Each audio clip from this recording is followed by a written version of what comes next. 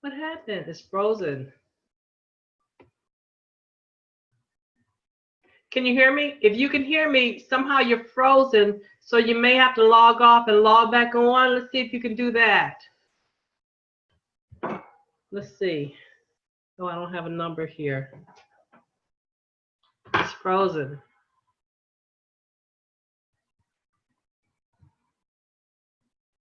Can you hear me? Oh. All right, so we're gonna, somehow they got frozen. We're gonna see if they can log back in and catch us that way, and we can pick up where we left off. All of a sudden, the screen just froze on us. So let's just give it a minute and see what happens here. Thus far, it's very engaging.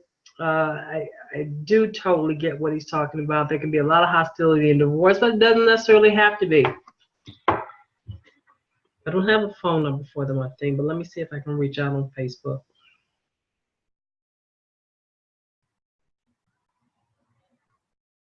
There you go. Yeah, you okay? Yeah, we're good. Yeah, I don't know what happened. All of a sudden it froze. So I'm glad you logged off and logged back on. So we're not going to let that interrupt the flow. So yeah, so that was a very good point when the ex-wife can say some good things about her husband. So, and again, that lets you know if he doesn't, you know, if your marriage did not work out, then you would get the same kind of treatment and not to expect anything to be different. But I want to get back. I want to get back to the book, because one of the things that really hit me as I was reading the book was what's going on through the minds of the kids through this process. And one of the things that really struck me is that how kids will gravitate to the parents who they perceive as being a victim. Oh, you froze again. What's up with that? How? I don't know what's going on. Okay. Can you hear me? Yeah, we can now. We can hear now. Okay, it froze a little bit. So I wanted to get to one of the things that really struck me as I was reading the book is what goes on in the minds of kids during this process, besides the fact if they're concerned about whether this is their fault or not. But one thing you said is that kids will gravitate more to the parents that they perceive as being the victim. Yes. Yeah. Yeah. So let's talk about that a little bit and how that works and why that is.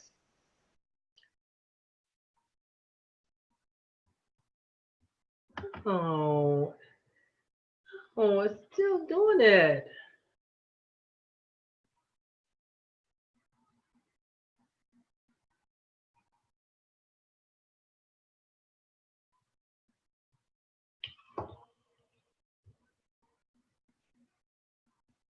They may have to log off and log back on again. Let me send a message.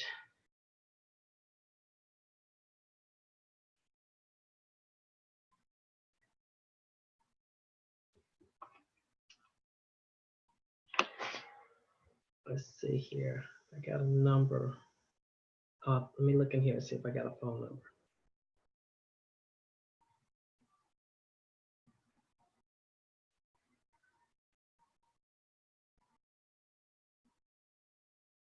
Here it is. Let's see. I'm gonna try to call it.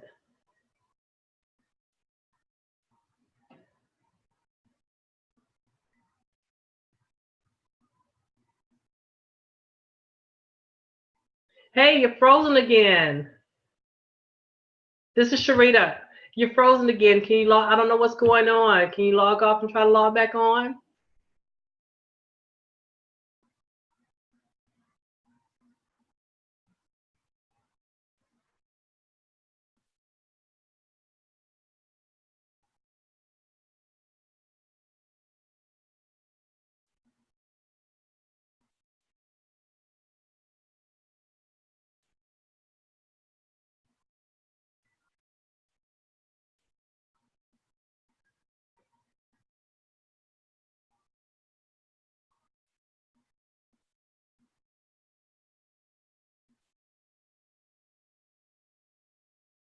Well, I hope they're going to log back on. I'm not sure what's going on.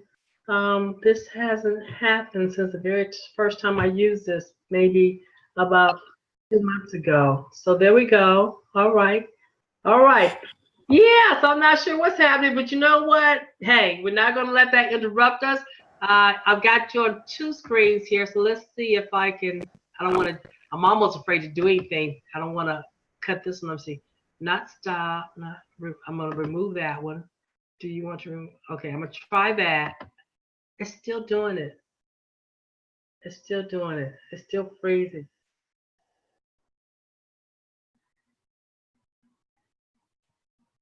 Ken? Oh.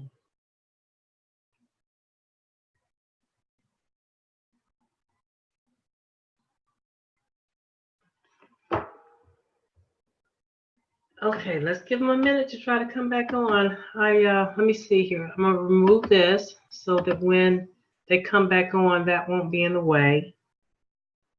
And we'll just try to pick up where we left off at.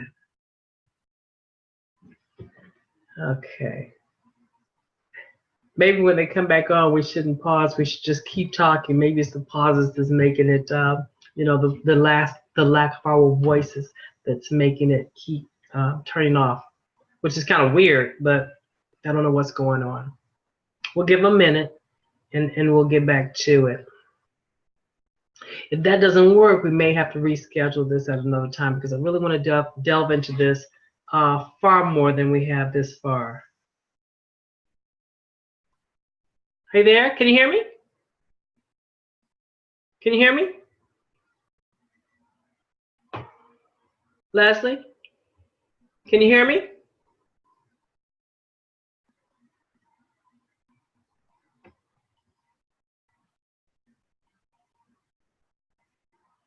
Can you hear me? Is your volume up? Turn your volume up. Oh no. Oh. The volume.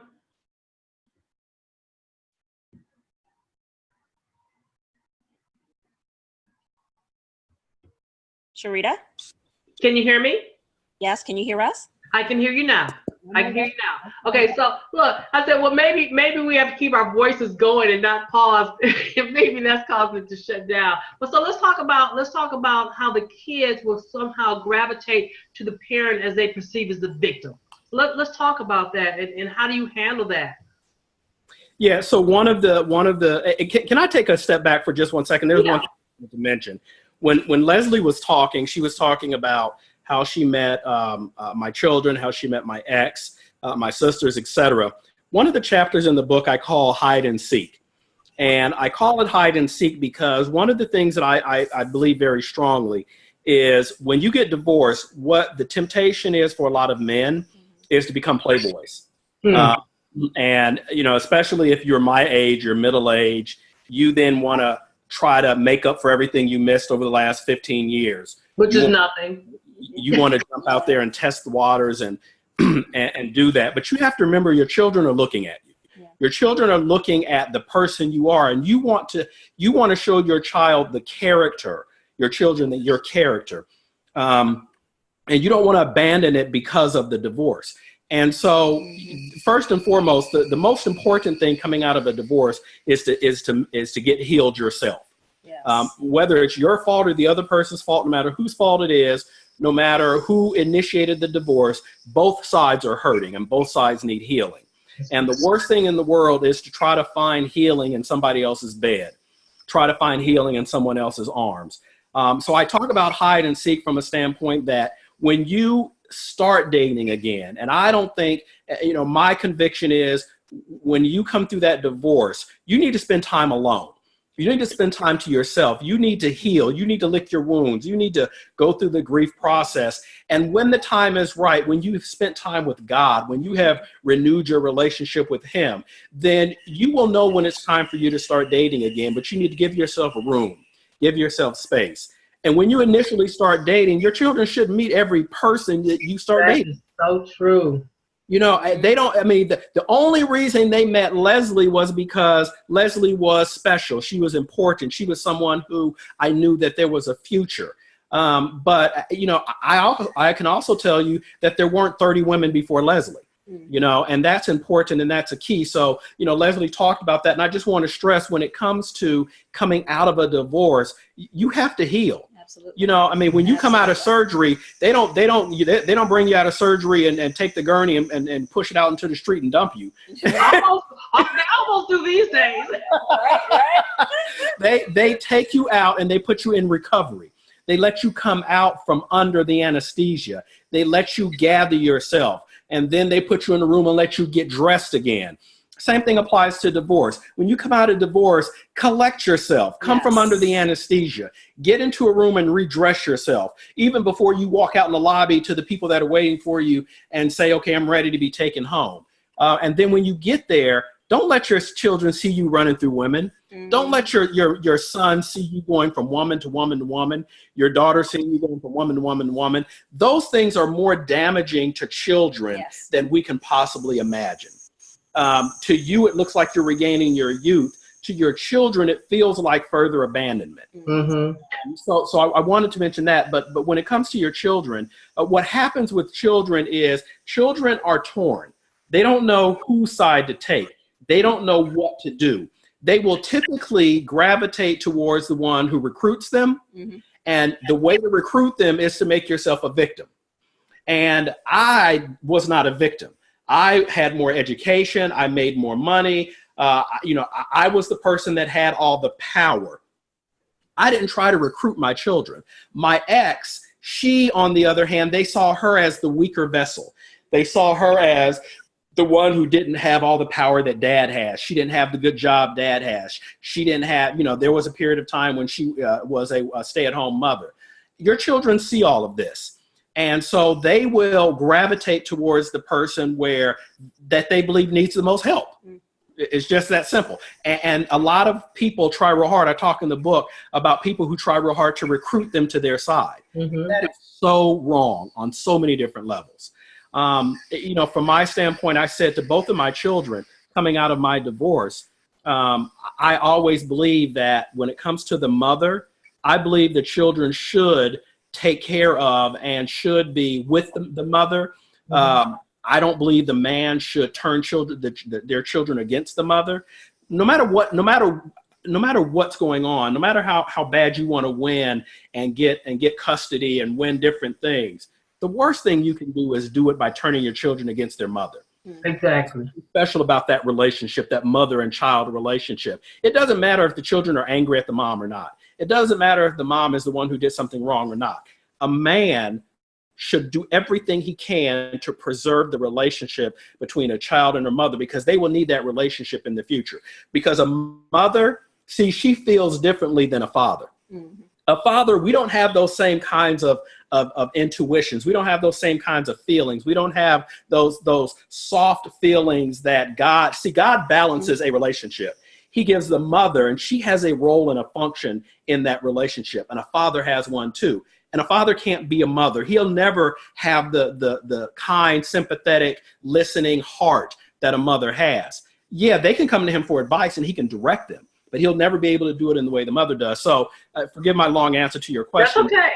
The bottom line really is that children will gravitate to the one that recruits them and the one that does so by trying to make themselves into a victim. Now, sometimes with some children, that can backfire, you know, and you know, people the recruiting them, you mean? Yes, absolutely. It can backfire because children are smarter than we give them credit for. You know, they're sympathetic and they want to love both people, and they will love both people. They're half and half. They're part of each one. But sometimes some people recruit so hard and they do so much devious, manipulative things, thinking the children are dumb and that they don't figure it out, and they do. It might not be immediately, but at some point they will. They will. They will. I totally understand that. Another thing that you say in the book is that children, when one parent talks about the other, because they're part of both parents, it's almost as if that parent is talking about them as well. Yeah, and that is so. I don't, and forgive me for saying it this way. That's like a really profound thing, and I know I said, but but that is so profound. A lot of people just don't get. You can't talk about a child's mother or a child's father and think that you're not talking about your own child. because that part of who they are is that other parent. And so when you began talking about that father, oh, he's this and he's that and he's a dog and he's whatever, you by default are telling them half of you is this way. That's exactly right. That I had never considered that before. And when I read that, I thought it was profound as well. I thought, wow, that is so deep. That is so deep. It really gave me pause, and I had to think. I had to sit down. I had to think about it, and just imagine saying something to a child about the other parent, and then in that moment, almost being able to feel the hurt. Yes. The child would feel. Yeah. That's heavy. Yeah, it is. You know, in the book, there's a chapter in the book about that was written by my daughter. And she wrote a chapter to fathers that basically said, here's what you need to know. The children are thinking, what they're going through during and after a divorce. And, you know, she said a number of things in there. One of the things she said that she picked up on is throughout the entire process, the one thing that I refused to do is I refused to talk negatively about her mother. And while she wanted, at some point, she wanted me to say something. She needed me to say something. There were days when she was mad and angry and she wanted to recruit me into that misery club. And I wouldn't do it. I wouldn't allow myself to. The recruitment works both ways. Yeah, it does. That's how smart you talk about the kids are. You know, but they can, you know, although they were not mimicking what they saw in you, they must have experienced that somewhere or had some knowledge of how that works, that recruitment process. Right. Kids model what they see, you know, and sometimes they see it at home and sometimes they see it in a friend's house. Sometimes they see it on the internet. Sometimes they see it on the television show, but they're very well informed. Mm-hmm, mm-hmm. So how old were your kids when you divorced? 12 and 15. So 15, right. And how old are they now? 22 and 19. 22 and 19. Okay. And during this process, you know, at what point would you say that they really adjusted? I think they adjusted when they were 43 and 40. That's truth. Look, because I'm sitting here thinking, the second half of that, I said, well, no, I'm not going to say that because surely they have by now. You know, I'll let you address that because you had the same experience. Oh yeah, I just think, you know, divorce is long lasting. The impact, the effects of divorce go into forever. Mm-hmm. They go into when they get married. They go into when they decide to have children. Our children goes into when they decide to remarry. And when they decide to remarry, our 4 children have not adjusted. Yeah. I think that they have. They deal with the situation as best they can, but the real impact and effects of divorce, you know, as our children, my sons are 23 and 19, and I think with the 20, he's not like 20 yet. But I think that as the 4 of them grow older, although they realize certain things, oh my gosh, during the divorce, you know, I thought you were at fault, or I thought this happened, and I did this because someone told me to do it. There's still conversations that we have on a regular basis with our children about the impact of the divorces. And I think a good way of capturing is saying they haven't adjusted, but they've advanced. Absolutely. They've advanced. But, you know, they picked up on so much of what was happening on their own, you know, in the divorce process. And that's not always good. And on my side, what was also said. Yeah. Say it again. Leslie, say that again. I said, and also what was fed to them. They picked up on what was fed to them. They're still coming out of the things fed to them. Yeah. I understand that. Yeah, I understand that. So, but at some point, because you talk about, you know, you don't really have these kind of discussions with your kids about why divorce, you know, ended and whose fault it was, anything like that. But what are those conversations that you do have? Well, I think you do have that conversation. I think you do have the conversation of why it ended, what the next steps are, what it looks like, how we go forward. But I think it's not whether or not you have it, it's how much detail you provide. How much detail? How much and detail? So, for me, one of the things in the chapter that my daughter wrote is she said for a long time she wanted me to provide more details. But as she got older, she understood it was better that I didn't. So, my message to my children was, your mother and I are divorced because we did not make it. We did not work as married people, but we worked fine as friends. We worked fine as each one of your parents. And more importantly, I will not tell you why we did, but I will tell you why we didn't. And the reason why, the reason is not because of you. So, the children are looking, they're not necessarily, in my opinion, always looking to know the exact reason. Right. They just want to know, was it them? Mm-hmm. And when you reassure them that it wasn't them, they're acting out, it wasn't anything that they could have done in any way, then that gives them a peace more so than trying to give them all of the sordid details about, let me tell you what your daddy did. Mm-hmm. So. Mm-hmm. So what's their attitude towards marriage?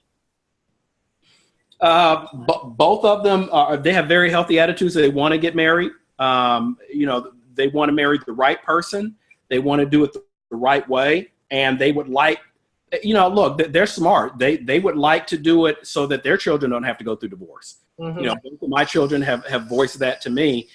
They don't want their children to have to go through what they went through, and their path, is it rooted in the foundation of Christianity, and that's what they're going to be looking for in their mates? I mean, because really, I mean, when you look at it, that's just the answer to whatever question. It is. Having that kind of foundation, being grounded, having that kind of faith. I don't care what the situation is. If you're not rooted in that, then you're gonna face some stuff, even if you are.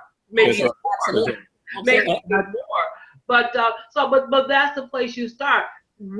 Are they looking for relationships or their mates, or will they be looking for mates that are have that sort of foundation? Yeah, so both of my children were raised in the church. The Bible says, raise them up in the way they should go, and when they get old, they will not depart.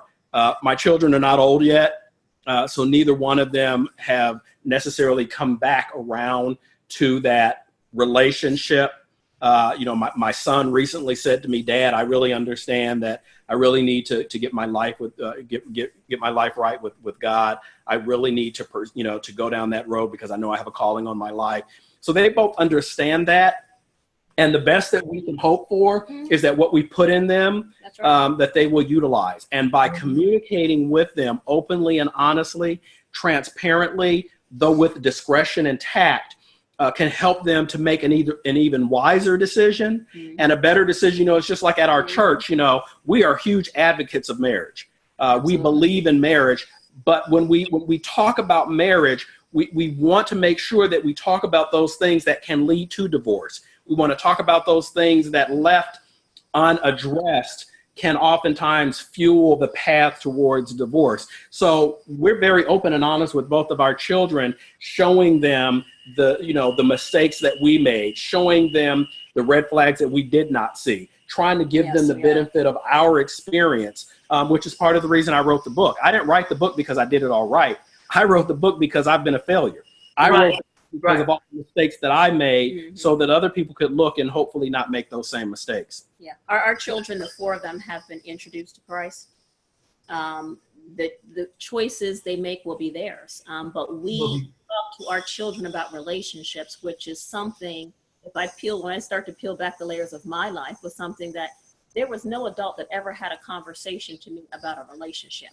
So we talk to them about what is real, how they should be preparing themselves for a relationship, right? And even the things to start looking for. So we really try to set a foundation, but the choices will be theirs. We've made the introduction.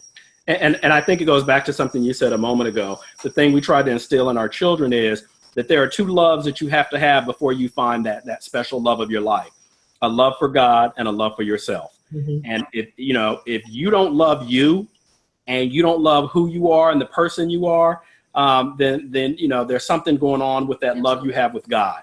So if you start off and you really love God and you understand God's love for you, it helps you love yourself. Right. Only when you have both of those loves intact are you then able to find or get into a meaningful relationship.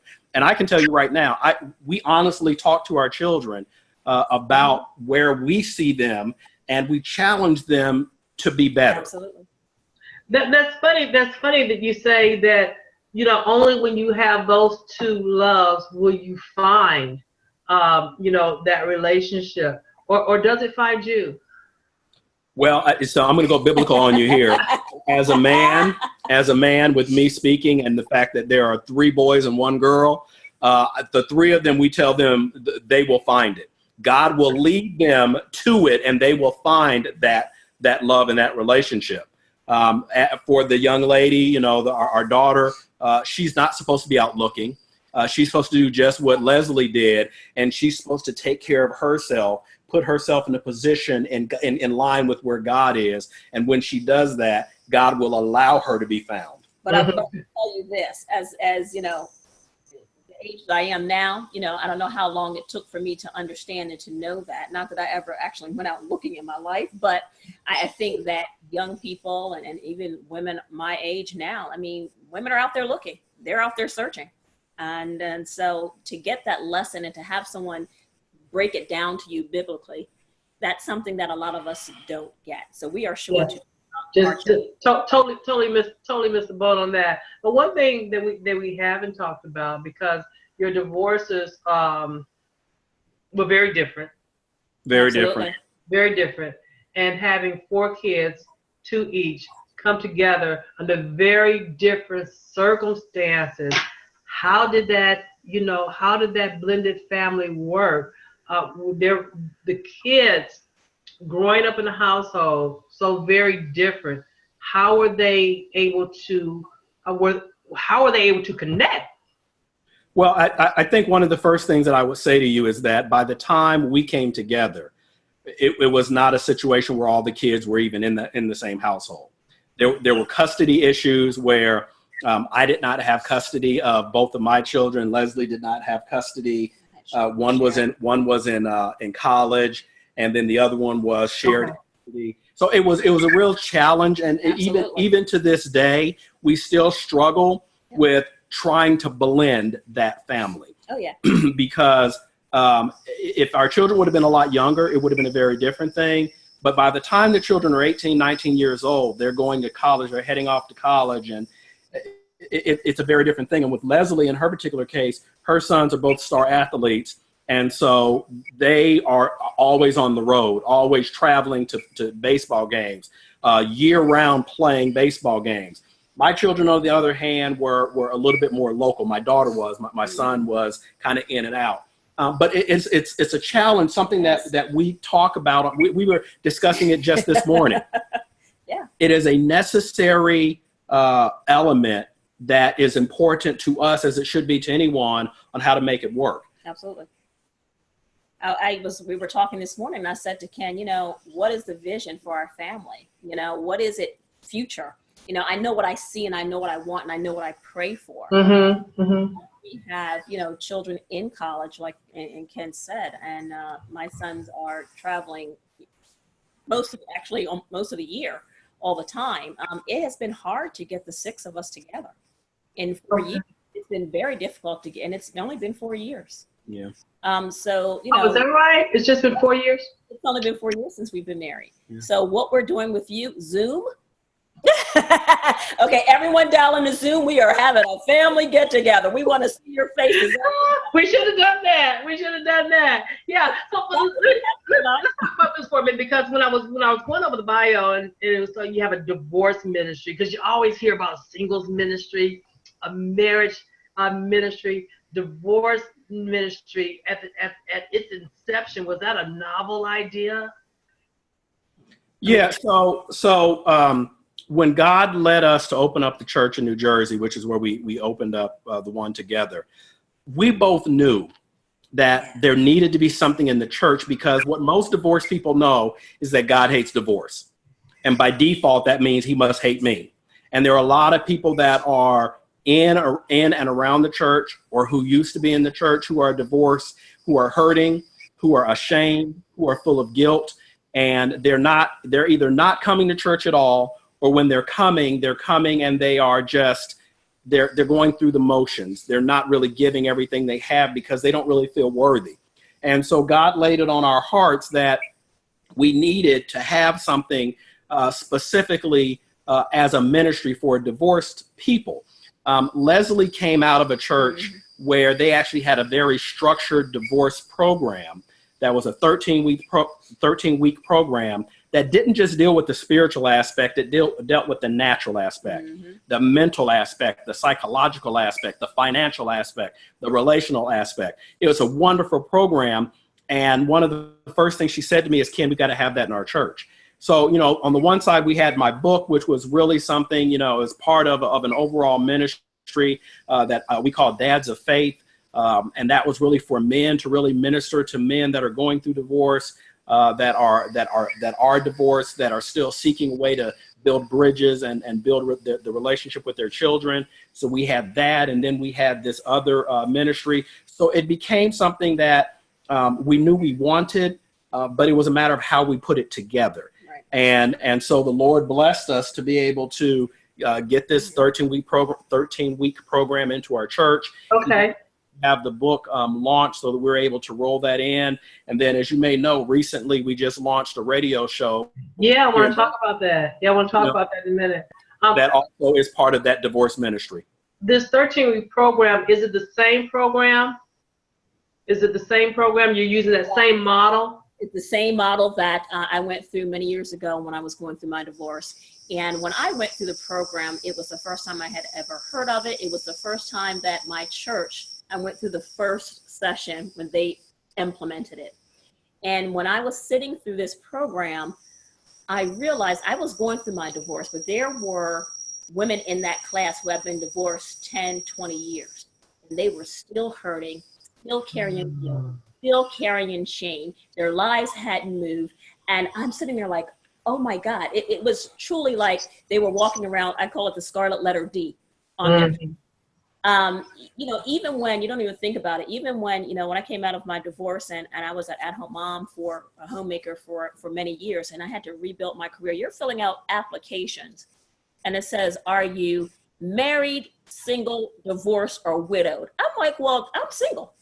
But there's something that goes through you, even looking at that on a piece of paper. What is it of theirs? Right. So, but these women were, and I'm like, you know what? I knew when I was sitting in that class, I said, you know what? This is my ministry. I will facilitate this one day. I don't know where I thought it was going to be in my church there. I just figured, I'll go through my rounds, do my divorce, but I'm going to come back and circle around. I am going to facilitate this. And here we are, Yeah. Time. And people were probably, unconsciously waiting for that. Oh, absolutely. Absolutely. I can't tell you, as I walked through my divorce, which took me about 3 years, there were so many people in my circle that came to me and said, Leslie, can I talk to you? I had people sitting on my couch at 2 a.m, going to lunch with people, men and women. I'm thinking about leaving my wife and I wanted to talk to you. Somebody else, I'm thinking about leaving my husband. I wanted to talk to you. Somebody else. And I kept saying, God, why are these people calling me? I'm walking through this. And one of my friends said, it's because you're walking through with grace. You're walking through with your head up, shoulders back, Leslie, and you have not missed a beat. But I was, hurting like everyone else. Right. But the one thing I have always been is an advocate for family. So people, they come sit on my couch and we have lunch, but I'm never going to tell you, I'm not going to say never, tell you that, it's okay. Go ahead and get a divorce. I'm like, you don't want this. Let me tell you what I'm going through. Let me tell you what this looks like. Let me tell you about my children and what they're going through. So it is not a place where you want to be. I can't sign off on anyone's divorce unless somebody's hitting you upside the head and, things are happening like that. Right. You need to go and get a PhD in your spouse. You need to go and do the homework. You need to do the sessions. You need to sit down. But all of those people, all of them had been in their churches for years. Not one of them would go tell their pastor. Not one of them would go to anyone in their church and share this that they're doing. I can believe that. Not one. Yeah, I can believe that. I understand that. I was thankfully in a church that had people and had a program. That should not be surprising that. Well, it should be surprising that people don't go to the church to talk about that, because that's what they're supposed to be there for. That counseling. The church is for the sick. The church is the one that married you. So God was there when you got married, and God is still in you, in there, in that relationship when you are going through a divorce, but the church is not. So getting beyond that hurt and not wanting anybody to know, and so when this, well, I guess you just answered, when this divorce ministry was developed, they just start gravitating to you once they knew about it. That's what happened. Did it happen like that? Well, no, I'm going to say no, because my church, I lived in Philadelphia. My church happened to be in Delaware. So my church members who attended the divorce care class lived in Delaware. They were not my circle of friends in Philadelphia. Oh, you're talking about our ministry? Yeah, your ministry. Okay, our ministry? Yes. What do you think? Yeah, there were people outside of the circle. Yeah, I think one of the things that we have seen is that as more people are finding out about the divorce ministry, as more people are finding out that there is something that can help. Because what they're getting is, you have people who are going to some churches that have a small group for divorce, and all they're getting is people sitting around rehashing their divorce, sitting around talking about how terrible they went through, but nothing structured. And as more people find out about the program that we have in our church, and we're not the only church that has it. There are other churches that have it too. Yes. But one of the things that I say, and we have done talks to groups of pastors, and we have said to them, there are some ministries which work in your church because you experience it and you know about it. It works for us because I'm divorced and Leslie's divorced. As a pastor, and with us leading the church, we have a different message than a pastor who's never been divorced. He's been married for 30 years, God bless him, and he tries to establish that. There's just something different. So as people have heard about ours, the more and more people that hear about it, yes, the more and more people that want to come to the church, the more and more people that want to be a part of it, that want to come to that program, because they're looking for something that's not just going to talk Bible to them. Right. Well, how about the guilt, and how about the financial issues, and how about the days when I don't even feel like going to work, and how about the days when the custody battle is brewing, and it addresses all of that. So it addresses the real world natural side of what the good, the bad and the ugly of divorce, because there is no good. Right. The bad and the ugly of that. And as people find out that there's a program that's led by two people that have been there, done that, who have two differing stories. Both of us have stories of divorce that can be helpful to some people, because hers talks about some of the ugly, mine talks about some of the bad, but ultimately mine also talks about, if the man would just do the right thing, it can be at least palatable. Right. And that's the hope that we give people, is that divorce doesn't have to be knocked down, drag out, ugly. It can be done in a way that preserves your children to the extent that's possible for them to be preserved. And healthy. Yes. Healthy. Okay, yeah. Because that mental and emotional anguish for a kid going through that without seeing a healthy relationship in divorce can be detrimental. Yes. Absolutely. So this all led to the radio program. Okay, so is that what the radio program is solely about? Tell us about the radio program. You're on WYDE, correct? Right. That starts tomorrow. Does that start tomorrow? No, it started last week, and it's going to be on the air in an hour and a half. Okay. I thought that was tomorrow. Okay, I missed that. So how does that come about? It's every Sunday at 5:30. And it essentially came about because it's part of our ministry. Yes. Part of our ministry was, how do we reach more people, let them know that there's hope during and after divorce, let them know that there's healing during after divorce, let them know that there are resources that they can tap into to help them. Because I'm going to tell you something. One of the things that helped me so much with my recovery and helped Leslie with hers, and the things that we preach to our children, is therapy. I mean, and I don't mean just going to the altar and praying. I'm talking about going to a clinical therapist that can actually help you process and get through all of that. And so there are resources that we encourage and that we talk about. And so as an extension of our ministry, as we just planted our church 6 months ago, and we're really focusing on establishing the church, establishing the focus of the church, the purpose of the church. We know this is a big piece of it. I've done radio quite a bit in my past. I've done a little bit of television in my past. And so it was a natural progression.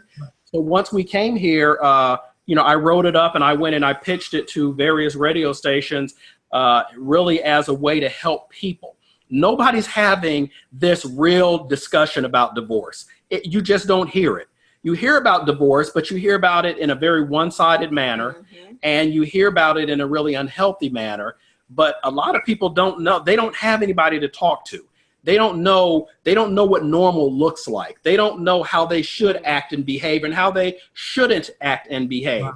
And a lot of men take their cues by that locker room, after work, happy hour crowd that's, telling them, I would hide my stuff. I wouldn't let her get a dime. It's all focused on her. By the same token, women do too. Right? Your cues are coming from your girlfriends. Yeah. Get this, get that. Yeah. So I had girlfriends ready to do damage. Right? I was the voice of reason. No, we're not doing that. Yeah. Right. Well, I definitely think the ministry is very much needed. It's very new concept to me. I never heard of a divorce ministry. As a matter of fact, I went yesterday to a friend of mine and my cousin went to see a comedian, and I don't know how we got talking about singles ministry, but she was saying, she didn't want to go to a singles ministry in her church, and I was like, well, I'm not going to a singles ministry in my church either. So for various reasons, number one, because I don't know what single ministries do, and I don't know if they, might be all that helpful, but that's a whole other subject right there. And y'all can call me on that one, okay? Yes. But this, I can definitely see where it's needed, because people don't want to talk about it, and what you hear about it is always so negative. It's always all you hear and all you see is the hurt and the pain. And the goal, from my ears and from what I'm seeing, is not, especially with kids that want to, where kids are involved, they want to co-parent, but then you don't hear about what that looks like. That's right. What does that look like? Yeah. What are the roles that we play? How do we accomplish this? How do we raise these kids? So because ultimately every parent's responsibility is to raise physically, emotionally, and mentally balanced children so they can be successful in this world and provide them. Their role model starts in the house, because they mimic every single thing. That's right. Absolutely. So, that's the goal. So I definitely applaud this ministry. And so your radio show, is a call-in radio show? Is it question and answer? So what's that format like? Yeah, it's a call-in radio show. It's a 1 hour. It's 1 hour right now. We started off at 1 hour. Obviously, Leslie and I, we have topics on things that we talk about, things we want to address. But we do have call-in. We had callers last week, and we'll continue to take callers. But it's, we have a format, things we want to talk about, information we want to get out there. But at the end of the day, it's really, we call it commitments with Ken and Leslie, because we don't want to just talk about divorce, because you can't talk about divorce without talking about how you got there. And you can't talk about how you got there without talking about marriage and talking about red flags in your marriage and things to look for in your marriage and things to be aware of. And I know, because, having been married and then gotten divorced, I can tell you about the mistakes that I made and the things I should have seen that I didn't see. You can't talk about that. And you talk about that in real talk. Absolutely. And we talk about it in real talk on the radio. Yeah. And you can't talk, without talking about the process, the dating process, and how do you select that right person? What does that process look like? Are you choosing with your eyes, or are you choosing with your heart? Are you allowing God to lead you? Or are you going out on a hunt, a seek and destroy mission yourself? And then we kind of boil that down to, then you have to talk about relationships, and you can't talk about relationships without talking about commitment. And That's you can't talk about commitment without first talking about the number one commitment you have to have is a commitment to God. When you have that commitment right, it makes the rest of the commitments make more sense. Mm-hmm. Well, I'm certainly going to tune in, hopefully tomorrow, because tomorrow, hopefully I'll be able to tune in on tomorrow, listen to that. Wait a minute, Charita. Yes. Charita, it's only on Sundays. Today is Sunday. Why am I thinking I've been to church? Why am I thinking today is Saturday? Why is that? Yeah, I should know. I get up at 6 o'clock, get ready for 8 o'clock service, and stay twice today. So yeah, I will tune into that. I don't fall into that category. You not really. Of being a divorcee that might be going through some of those issues. I've been divorced for a long time. My ex-husband is deceased. I do have a child and grandkids.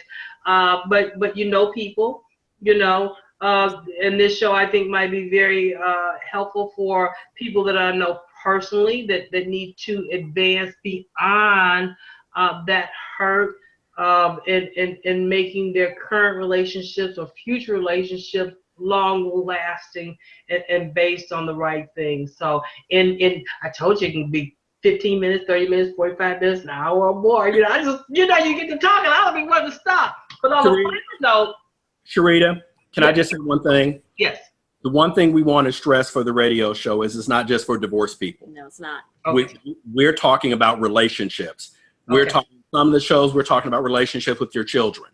We're talking about relationships with your family. We talk about relationships with your spouse. So it's a show where we do want to have open discussion about divorce, Right. but we didn't want to, otherwise we just would have called it, divorce. Right. Very good. All the commitments, because we don't want people to think it's only about divorce, because they'll go, oh, I'm not divorced. My relationship is good. It's about commitments, your commitment with Christ and everybody else. So we encourage everyone to listen. Okay. And that would be me. Right. And hopefully folks who are in a relationship and it's not stable, it's not in a good place, those are the folks we really want to listen, because we really are hoping that we change someone's mind about divorce. Yeah. And just because they're not in a good place doesn't mean they can't get there. That's right. That's right. absolutely. Doesn't mean they can't get there. Okay, so tell us where to find the book, how to find you, how to contact you, and more specifically again about the radio show that comes on Sundays. Absolutely. So the book is available on iTunes. It's available on Amazon, on Barnes and Noble. It's available on Kobo, and also for those people in the Birmingham area, Solomon's Christian Bookstore carries it. You can actually go to Solomon's and get it there. We're actually going to be doing a book signing at Solomon's on November the 7th. $16. No, November the 9th. We're going to be doing a book signing on November the 10th. Jeez. November the 10th is a Saturday. We got it right. We're going to be doing a book signing at Solomon's Bookstore in Birmingham, and it's in Birmingham on November the 10th. You can get it there. It is a Saturday. What time? It is from 12 o'clock until 4 o'clock at Solomon's. So you can get it. You can get the book there. Like I said, it is on Amazon. If you have a local bookstore where you want to get it, you can just go to the local bookstore, tell them the name of the author, Ken Gordon, the name of the book, and they can order the book for you as well. So you can do those different ways. All right, very good. Listen, I want to thank you both for joining me today. It's been very informative. I've enjoyed it. The book made sense, but just talking about the content of the book with the two of you has been tremendously helpful for me, and information I'll certainly be able to share with someone else. And so we are going to talk again. Right. Is there going to be a part 2 to this book of some sort? Yeah, and that's a wonderful point. One of the things that we have understood is that there are a lot of people, especially women, that could really benefit from this book and some of the contents in it. So we've decided that we're going to do a follow-up to this book. We're going to pull some portions of this book out. We're going to add some things in, and we're going to repackage it, because a lot of women see divorced but still dad and they think, oh, that's not for me. So yes, we are expecting that there's going to be a second version, a follow-up to this book, probably, I would probably say by the springtime. To attract women. Absolutely. Okay. Absolutely. All right. Very good. Because let's be honest, Charita, women are the ones who buy, right? Women are the ones who buy. That is absolutely true. That goes, and because I'm a licensed real estate agent, and the men just tag along. Really, I just But to a man, they're always okay. Women generally are always seeking on how they can be better. They're open-minded, and they're looking at ways that they can improve. And most men, and I don't want to paint with a broad brush, but most men are not doing that. So women will identify their areas of opportunity. They also will identify the man's area of opportunity. And you know what? That starts very early, and I'll tell you why. Because we did a children's business fair, and the first time we did a children's business fair was in April. And so at the end of the fair, we had the customers fill out a survey, okay, and we paid attention to the survey. We made changes, based on their suggestions. But two things they said: they needed bigger space and more boys. Because girls will get up and do.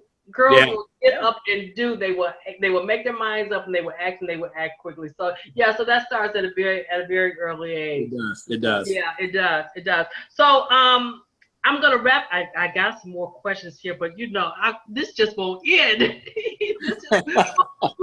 We'll pick it up again another time. We'll be talking about the book. Leslie's gonna come up with. We're gonna talk about it before that book is released, so people know what to expect and when it's gonna come out.